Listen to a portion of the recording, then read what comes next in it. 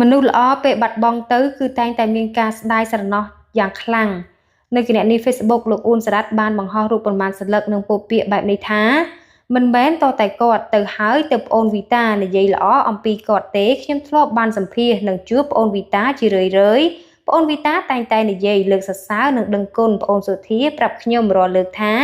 សុធាល្អណាស់មិនត្រឹមតែមិនទាលុយវីតាទេថែមទាំងយកលុយមកជួយវីតាទៀតជាពិសេសនៅពេលដែលមិត្តដតីបោះបង់វីតាចោលគ្មានលុយឲ្យថ្លៃបន្ទប់ជួលប្អូនសុធាតែងតែជួយជានិច្ចលាក់និងលាក់ខ្ញុំពិតជាសោកស្ដាយយ៉ាងខ្លាំងចំពោះមនុស្សល្អបែបនេះ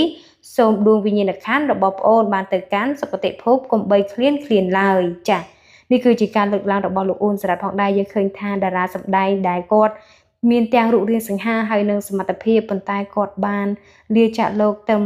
អាយុ40ឆ្នាំចា៎នេះគឺជារឿងមួយដែលគួរឲ្យសោកស្ដាយមែនទែនហើយក៏សូមចូលរួមរំលែកទុក្ខក្រុមគ្រួសារនៃសពផងដែរជាពិសេសគឺគាត់មានមិត្តរួមសិល្បៈហើយនិងបងប្អូនសាច់ញាតិនិងអ្នកគាំទ្រគាត់ជាច្រើនបានលើកសរសើរពីអត្តចរិតស្លូតបូតនិងដ៏ល្អរបស់គាត់តើតើទៅនឹងព័ត៌មាននេះក៏បានបញ្ចប់សូមអរគុណសូមជម្រាបលា